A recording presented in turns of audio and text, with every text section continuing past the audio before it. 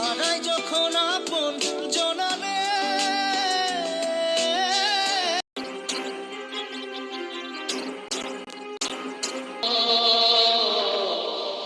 রাহুল অরুণোদয় মৃত্যু ঘিরে রাহুলকে কারা কিভাবে কেন মেরেছে এবং রাহুলকে মেরে কাদের লাভ হয়েছে তাদের মুখ আজ উন্মোচন করে দিব এই ভিডিওতে। আর ভিডিওটি সম্পূর্ণ দেখলে আজ আপনি অবাক হতে বাধ্য হবেন। তো চলো ভিডিওটি শুরু করা যাক। তালসারি, যেখানে রাহুলের মর্মান্তিক মৃত্যু হয় শুটিং চলাকালীন সময়, যা কিনা বারবার অস্বীকার করছে বলে বাবা পার করেগা ধারাবাহিক সিরিয়াল নাটকের পুরো ইউনিট। তবে কি সত্যি শুটিং চলাকালীন সময় রাহুলের মৃত্যু হয়নি? এই নাটকের পরিচালক ও প্রযোজকরা সত্যি কথা বলছেন। চলুন আমরা একটু দেখে নিই আসলে সত্যতা কোথায়। রাহুল মৃত্যুর কিছুক্ষণ পরে একটি ভিডিও সোশ্যাল মিডিয়াতে খুবই ভাইরাল হয়, আর সেখানে দেখা মিলল অভিনেতা রাহুলের সহশিল্পী শ্বেতাকে। শ্বেতা এই ভাইরাল হওয়া ভিডিওতে কি বলছে শুনো।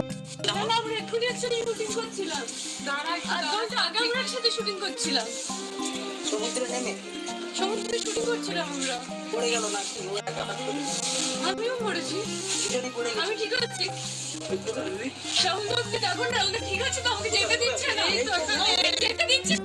তো ভিউয়ার্স, এখানে কি বুঝলেন? এই অভিনেত্রী শ্বেতা কিন্তু বলছে যে আমিও কিন্তু শুটিংয়ে এক সময় পানিতে পড়ে গিয়েছিলাম, আমাকে তো কে জানি বাঁচিয়েছে। কিন্তু রাহুল দাদা হঠাৎ করে কি হলো? আমরা তো শুটিংয়ের সময় পানিতে পড়ে গিয়েছি। এবং এই অভিনেত্রী বারবার বলছে আমি রাহুল দাদাকে দেখতে চাই, আর হঠাৎ করে কি হলো? এই কথাই বোঝা যায় যে সেদিন আসলে রাহুলের সাথে যা হয়েছে তার শুটিং চলাকালীন সময়ে ঘটেছে। তার প্রমাণ এই অভিনেত্রী শ্বেতার ভাইরাল ভিডিও ফুটেজটি। দেখুন এই সত্যকে কিভাবে মিথ্যা বলে চালিয়ে দেওয়া হচ্ছে। অভিনেত্রী শ্বেতার এই ভিডিও থেকে আমরা প্রমাণ পেলাম যে শুটিং চলাকালীন সময় রাহুল পানিতে ডুবে যায় এবং মৃত্যু হয় রাহুলের, যা কিনা অস্বীকার করছে এই নাটক প্রযোজনা ব্যবস্থা। তো ভিউয়ার্স, এইটুকুলো একটি প্রমাণ, আরো কিছু প্রমাণ আপনাদের সামনে তুলে ধরব, যা দেখলে আপনি আরো অবাক হবেন। এখানে একটি প্রশ্ন আমাদের মাথায় ঘুরপাক খাচ্ছে, সেটি হলো রাহুলকে মেরে আসলে কার লাভ হয়েছে। তো ভিউয়ার্স, এবার চলুন আমরা দ্বিতীয় প্রমাণটি খুঁজি।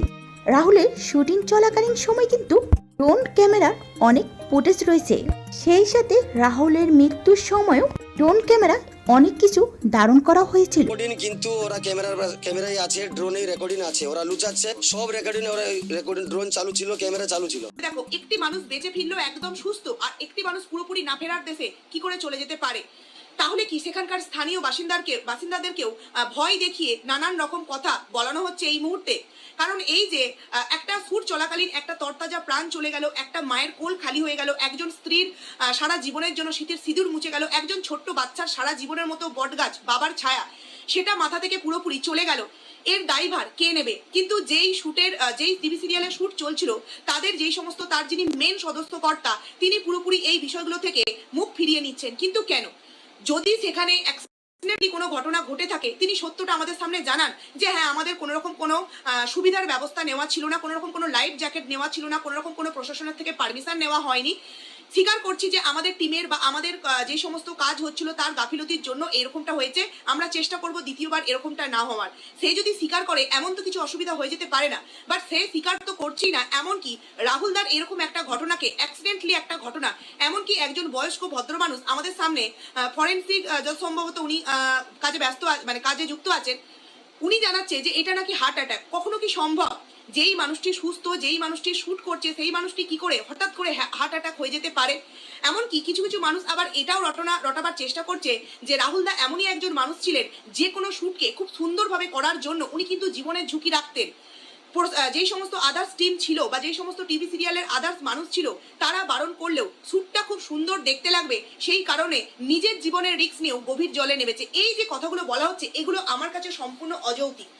কোনো টিভি সিরিয়ালের অভিনেতা বা অভিনেত্রী জীবনের রিস্ক নিয়ে কখনোই কিন্তু এই কাজগুলো করতে যাবে না, যেখানে আমরা প্রত্যেকেই খুব ভালো করে জানি প্রত্যেকটা মানুষের ভিডিওতেই একটাই কথা উঠে আসছে যে জলের পুরোপুরি ধারে মানে ডাঙাতে সেই শ্যুটটা ছিল, তাহলে কেন সে শ্যুট ভালো করার জন্য গভীর জলে নামতে যাবে?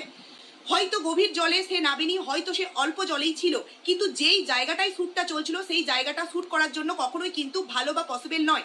সেই জায়গায় কিন্তু ক্ষতির একটা সম্ভাবনা থাকে, যেটা এদের মতো মানুষদের পক্ষে জানা সম্ভব নয়। তারাই জানে যারা কিনা ওখানকার স্থানীয় বাসিন্দা। এবার তো প্রশ্ন উঠবেই, তাই না, যে যখন একটা টিভি সিরিয়ালের শুটিং সেখানে হচ্ছে এবং 30 জন মানুষ সেখানে আছেন, অনেক রকম শ্যুট সেখানে নেওয়া হচ্ছে এবং বিশেষত জলের মধ্যে শ্যুট নেওয়া হবে, তাহলে সেই টিম থেকে কেন আগে থেকে সেইখানকার প্রশাসন বলো, সেইখানকার আদার্স মানুষদের কাছ থেকে পারমিশন নেওয়া হলো না?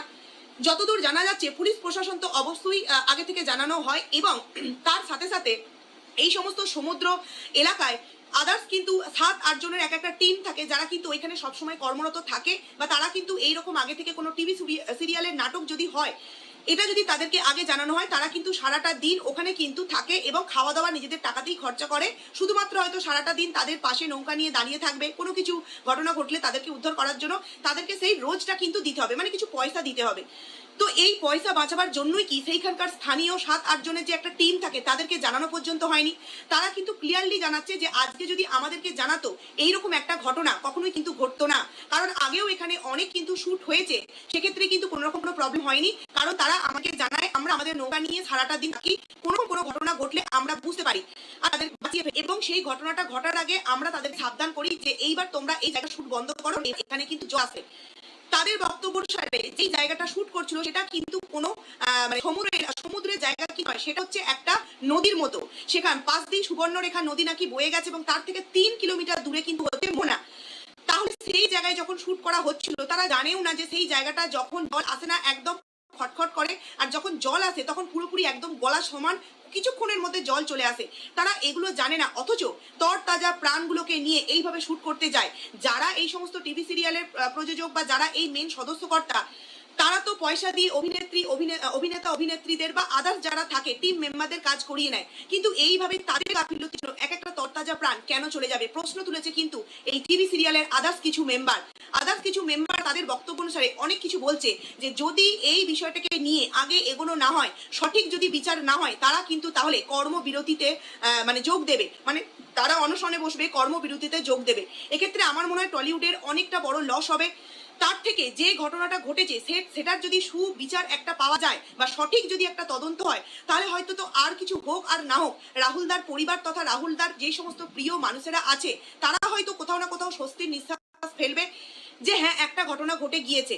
এবং কত বড় মানে এখানে ফাজলামো চলছে এই সমস্ত কিছু কিছু নিউজ চ্যানেলগুলোতে। কালকে আমি তোমাদেরকে বলেছি যে রাহুলদার নিজের মাসি বলেছে রাহুলদা কিন্তু সাঁতার জানে, অথচ সেই নিউজ চ্যানেলগুলোতে বলা হচ্ছে, কিছু কিছু মানুষকে জিজ্ঞাসা করা হচ্ছে, সেক্ষেত্রে বলা হচ্ছে যে না রাহুলদা কোনো সাঁতার জানতো না, অথচ তার মাসি। এবার তোমরা বলো তো, নিজের মা